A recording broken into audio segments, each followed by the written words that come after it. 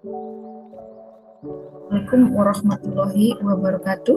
Selamat bertemu kembali dengan saya, Rusdiana Stianingtyas, dosen Prodi Teknik Lingkungan Fakultas Teknik Universitas Muhammadiyah Jember. Pada kesempatan kali ini, saya akan mempresentasikan mata kuliah semester 1 Prodi Teknik Lingkungan, yaitu mata kuliah pengantar Teknik Lingkungan.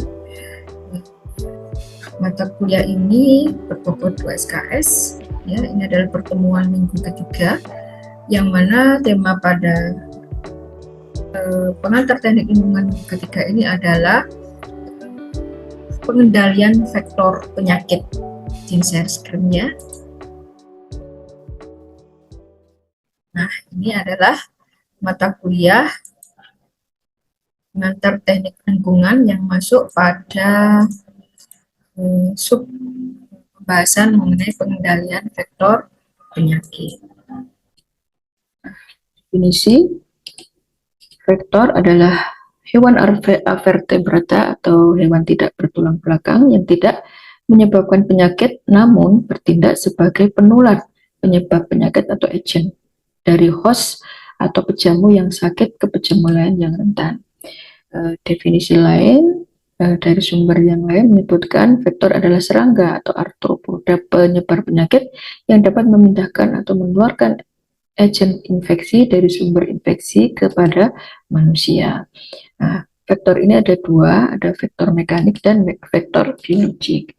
Vektor mekanik itu adalah hewan avertebrata yang menularkan penyakit tanpa agen tersebut mengalami perubahan. Agen dapat berasal dari tinja, urin, maupun sputum penderita, hanya melekat pada bagian tubuh vektor dan kemudian dapat dipindahkan pada makanan atau minuman pada waktu hinggap atau menyerap makanan tersebut. Contohnya, lalat merupakan vektor mekanik penyakit diare. Kemudian, contoh vektor mekanik. Nah, ini adalah ada kegiatan, ada anak buang air besar, ya, PABS ini termasuk. Kemudian ada lalat, ya, ada lalat yang nempel di hinggap di kotoran tersebut, kemudian lalat itu kemudian hinggap di makanan kita dan dimakan, itu menyebabkan juga penyakit diare. Kemudian vektor biologik yaitu hewan avertebrata yang menularkan penyakit dan agen mengalami perkembangbiakan atau pertumbuhan dari satu tahap ke tahap yang lebih lanjut. Penularan penyakit melalui vektor secara biologis ini, agen harus masuk ke dalam tubuh vektor, ya, melalui gigitan ataupun melalui keturunannya. Skema dalam tubuh vektor, agen itu berkembang biak atau hanya mengalami perubahan morfologi saja, ya, di dalam tubuh agen ini sampai pada akhirnya menjadi bentuk yang infektif melalui gigitan, tinja atau cara lain untuk berpindah ke pejamu yang potensial. Contohnya Culex wincofaciatus, ya, yang merupakan vektor penyakit kaki gajah atau filaria. Aedes aegypti yang merupakan vektor demam berdarah. Contoh vektor biologis yaitu untuk kaki gajah, ya, filarias. Nah, ini adalah proses perkembangbiakan dari nyamuk sampai kemudian menjadi penyebab penyakit filaria atau kaki gajah, ya. Nyamuk menghisap darah, ya, di kulit kita, kemudian masuk ke dalam tubuh kita, ya, kemudian masuk di dalam limfa kita, ya, dan tumbuh menjadi cacing dewasa, kemudian yang dewasa menghasilkan mikrofilaria bersarung yang bermigrasi ke limfa dan darah, ya. Kemudian darah kita kemudian dihisap oleh nyamuk. Nah, kemudian mikrofilarianya ini terhisap oleh nyamuk, ya. Mikrofilaria melepaskan sarung, itu sudah di dalam tubuh nyamuk lagi, penetrasi ke usus dan migrasi ke otot toraks dalam tubuh nyamuk ini, ya. Kemudian menjadi larva 1, kemudian larva 3, ya, sampai menjadi larva 3, kemudian migrasi ke kepala dan proboscia nyamuk, dan kemudian ditancapkan lagi ke dalam tubuh oleh nyamuk itu pada saat menggigit kita Nah, larva ini kemudian kembali ke tubuh kita lagi, dan itu yang menyebabkan penyakit malaria, ya, kaki gajah. Tahap infektif itu yang ini ya, mana ini? Tahap infektif, kemudian yang D adalah tahap diagnostik. Nah, ini kan tahap infektif gitu ya. Ada yang disebut dengan reservoir vektor, yaitu manusia, hewan, tumbuhan, tanah, atau zat organik seperti tinja dan makanan yang menjadi tempat tumbuh dan berkembang biak secara alami bagi agen. Reservoir vektor ini ya, hewan, tumbuhan, atau benda di mana benih penyakit biasanya hidup. Itu berdasarkan International Health Regulation ya, atau IHR tahun 2005. Nah, apa itu vektor penyakit?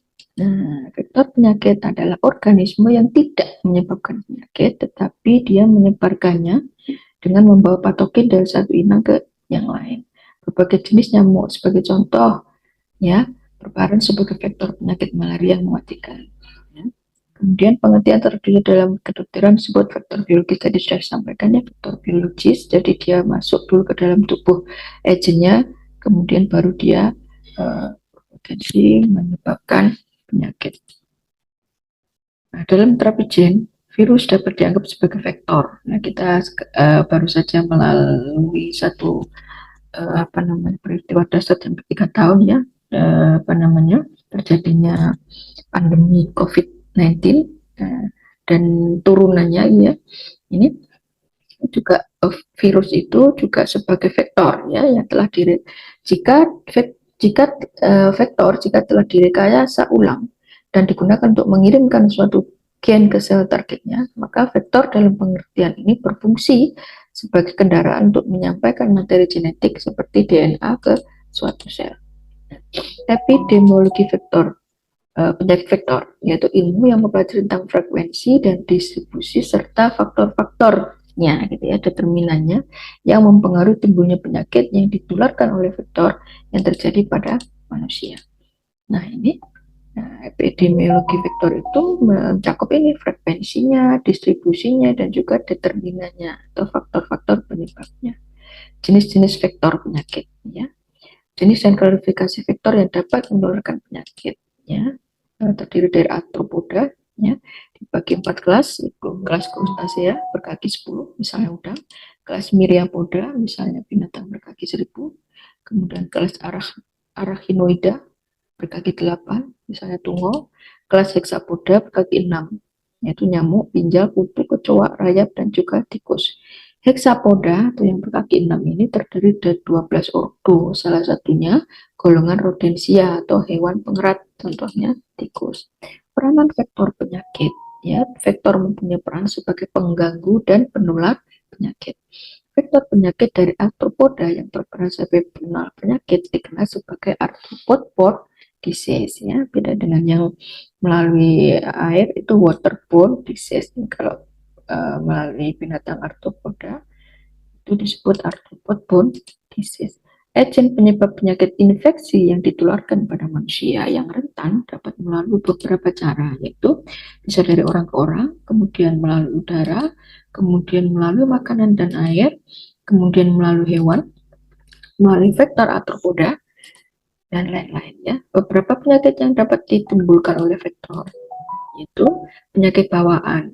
Misalnya nama penyakitnya malaria, agennya adalah Plasmodium malariae, di mana vektornya adalah nyamuk Anopheles. Ya. Kemudian dengue, hemorrhagic fever, virus DHF agennya, kemudian vektornya Aedes aegypti. Kemudian filariasis yang kaki gajah itu agennya adalah F. bancrofi, kemudian vektornya Culex bibines C. vatican. Kemudian untuk penyakit kolera itu agennya adalah Vibrio cholera dan vektornya adalah Musca domestica.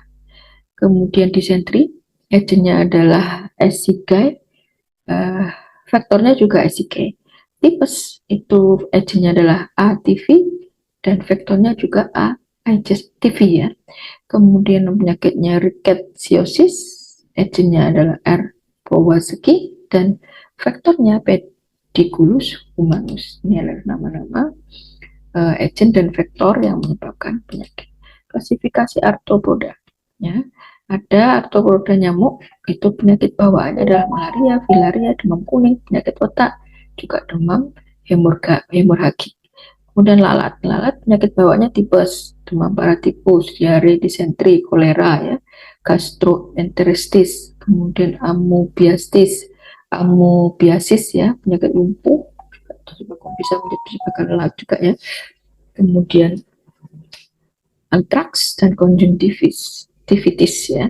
Kemudian kutu itu bisa menyebabkan penyakit bawaannya bisa tipus mewabah, relapsing demam, dan juga paritnya. Kemudian pinjal bisa di tikus, ya, penyakit sampar dan endemik tifus. Kemudian sengkenit, arthropodanya namanya sengkenit, itu penyakit rickettsia. Kemudian ada tungau, itu penyakit susu gamusi. Coba kalian kalau ingin lebih jelas lagi bisa di Google, ya, dicari jenis-jenis arthropoda itu gambarnya, gitu, ya. Dan tikus, penyakit yang disebabkan oleh tikus dapat ditularkan secara langsung kepada manusia melalui air ludah, urin, feses, atau gigitan melalui agen penyakit dari kelompok virus, rickettsia, bakteri, protozoa, dan cacing. Beberapa penyakit yang disebabkan oleh tikus, satu adalah murin tikus disebabkan oleh virus RTV melalui kutu dari tikus, ya. Kemudian hantavirus pulmonary syndrome atau HPS ditularkan melalui air liur atau tinja.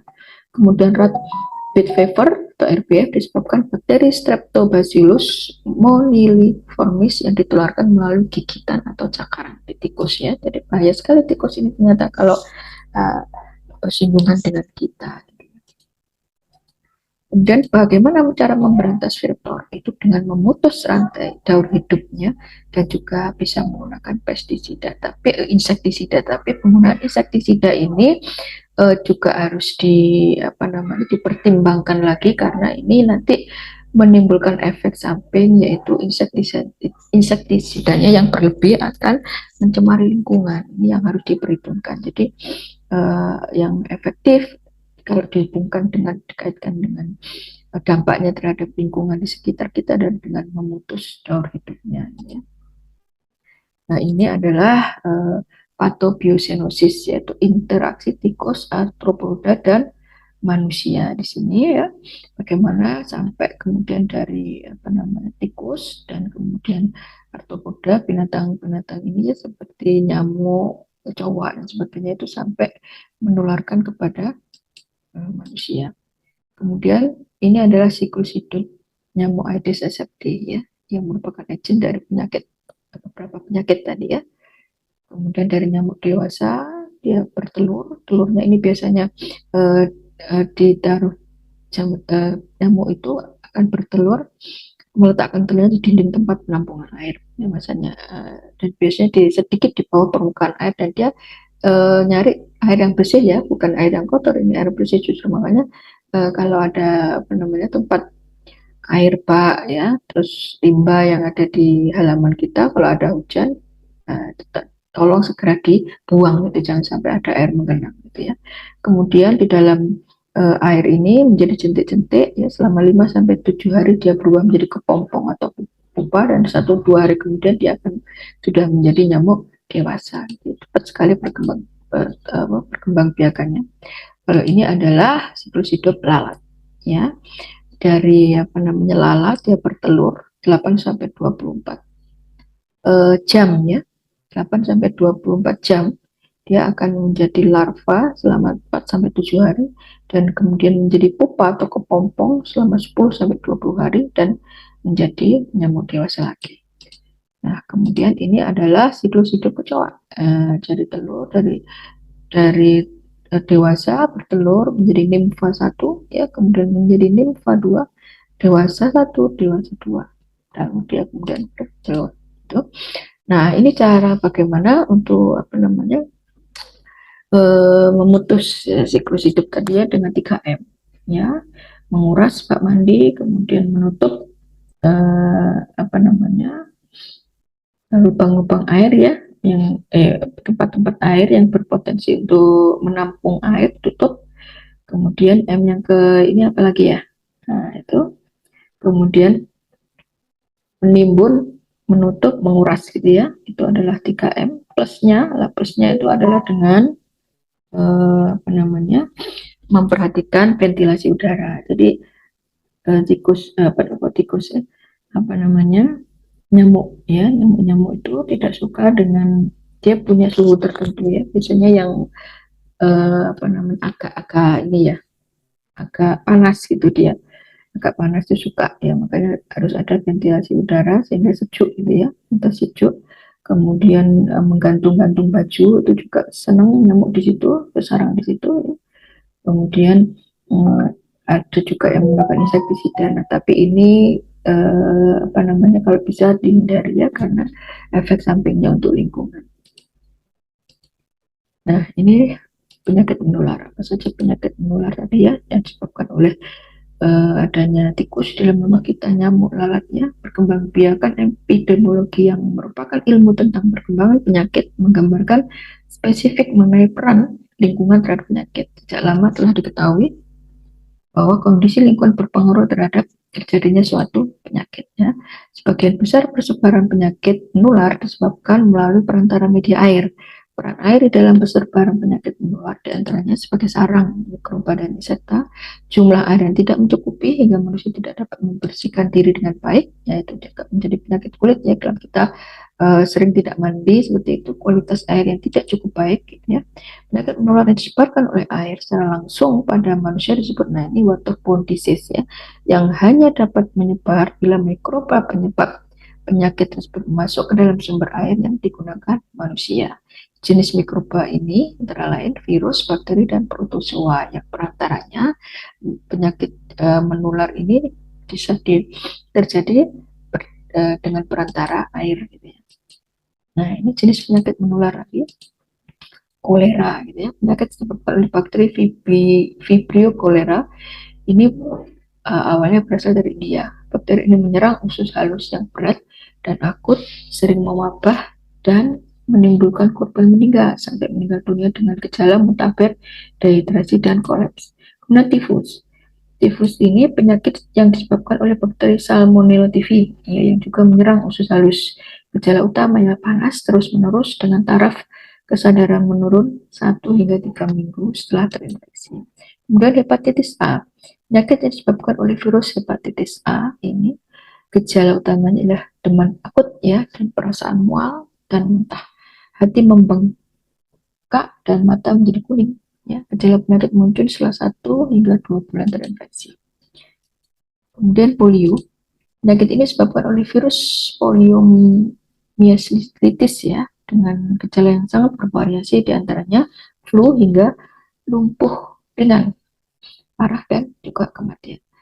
Kemudian jenis penyakit menular lain, misalnya disentri dengan gejala tinja bercampur darah, filariasis atau kaki gajah disebabkan oleh cacing filaria, kemudian demam berdarah disebabkan oleh nyamuk Aedes aegypti, kemudian malaria yang disebabkan oleh protozoa Plasmodium malari dan ditularkan melalui nyamuk Anopheles. Apa persamaan dari semua penyakit ini? Coba kalian analisis ya. Ini menjadi tugas bagi mahasiswa yang nanti mempelajari tentang penyebaran ini, tentang penyakit menular ini, pengendalian vektor penyakit, mekanisme penularan vektor penyakit. Nah, ini secara langsung, ada yang secara langsung yaitu transmisi langsung yang merupakan pemindahan penyakit akibat kontak langsung dari penderita ke orang lain melalui jalan infeksi sehingga orang lain terinfeksi. Kemudian ada yang secara transmisi tidak langsung, dibagi menjadi beberapa macam, yaitu dengan vehicborne, yaitu melalui melalui barang yang terkontaminasi seperti pakaian, sapu tangan, mainan anak-anak, dan barang lainnya. Vehicle borne yang melalui peralatan gitu ya. Kemudian vektor borne, vektor yang pada umumnya merupakan jenis arthropoda atau invertebrata lain yang dapat menimbulkan infectious agent baik secara mekanik maupun biologis, yang sudah saya terangkan di depan. Kemudian secara mekanik, yaitu penyakit infeksi dipindahkan oleh vektor. untuk secara biologi, yaitu tubuh vektor mikroorganisme memerlukan perkembangbiakan atau kombinasi terlebih dahulu sebelum vektor memindahkan bentuk efektif tersebut kepada manusia. Ini sudah saya terangkan di depan tadi. Kemudian inilah pengendalian vektor penyakit. Nah, definisi pengendalian vektor merupakan kegiatan atau tindakan yang ditujukan untuk menurunkan populasi vektor serendah mungkin sehingga keberadaannya tidak lagi berisiko untuk terjadinya penularan penyakit di suatu wilayah, atau menghindari kontak masyarakat dengan vektor sehingga penularan penyakit yang dibawa oleh vektor dapat dicegah. Ini ada di Permenkes nomor 374 tahun 2014. Apa pengendalian? Mengapa vektor perlu dikendalikan? Nah, karena terdapat beberapa penyakit yang belum ada obat atau vaksinnya, ya. Kemudian obat atau vaksin sudah ada, tetapi kerja obat tadi belum efektif, terutama untuk penyakit yang parasiter. Kemudian berbagai penyakit didapat pada banyak hewan selain manusia sehingga sulit dikendalikan. Kemudian sering menimbulkan cacat seperti filariasis, ya, kaki gajah kalau tidak segera ditangani akan menimbulkan cacat permanen, ya. Kemudian penyakit cepat menjalar karena vektornya dapat bergerak cepat seperti insekta yang merayap, gitu ya. Jadi mengapa perlu dikendalikan vektor ini? Penting sekali untuk kesehatan kita ini contoh dari penyakit kaki gajah atau filaria.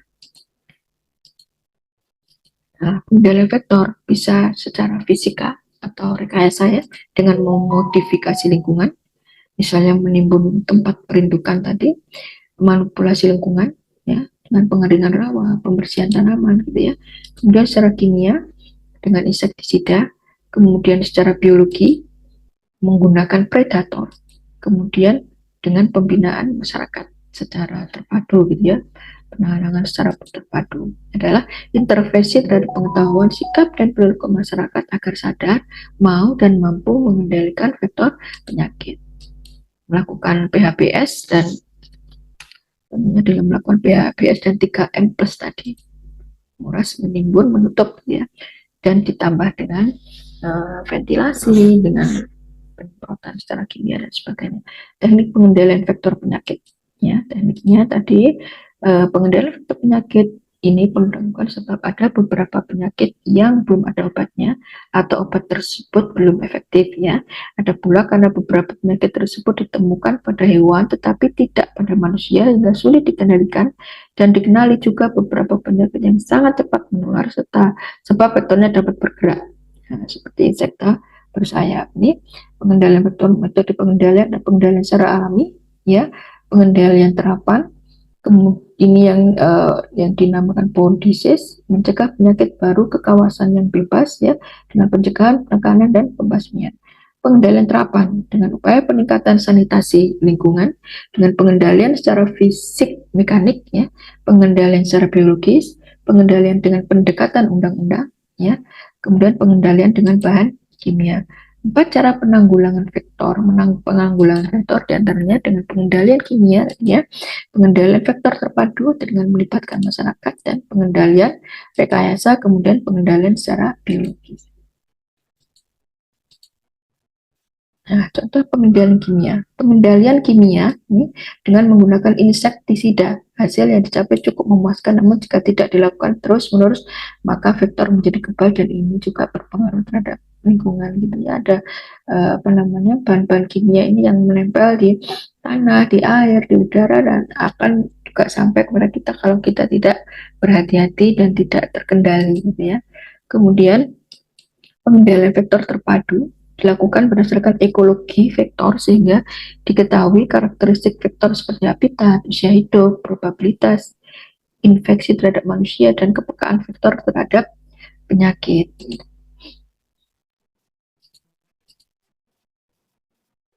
Nah, kemudian pengendalian rekayasa. Pengendalian ini bertujuan untuk mengurangi sarang vektor penyakit atau breeding places dengan melakukan pengolahan lingkungan, yaitu memanipulasi dan modifikasi lingkungan. Manipulasi bersifat sementara sehingga terjadi keadaan yang tidak menunjang kehidupan vektor, sedangkan modifikasi ialah tindakan yang memperbaiki kualitas lingkungan secara permanen. Nah, ini contoh daripada pengendalian rekayasa dibuat secara dengan modifikasi dan manipulasi.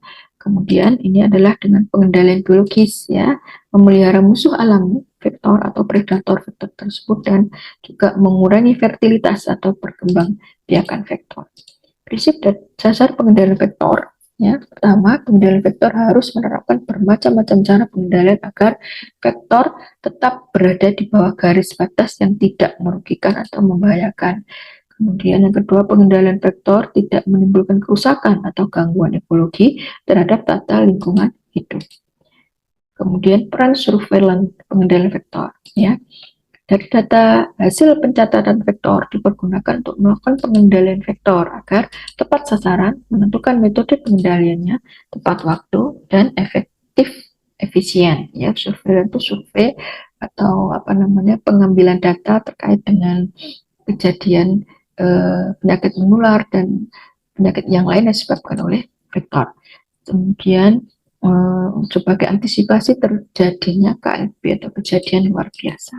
Ya, kegunaan surveillance vektor, ya identifikasi KLB guna memastikan tindakan penanggulangan dan pengendalian, kemudian evaluasi pelaksanaan program, membantu penentuan masalah kesehatan prioritas sasaran, dan identifikasi kelompok risiko tinggi menurut umur, alamat, pekerjaan, dan lain di mana masalah kesehatan sering terjadi. Nah,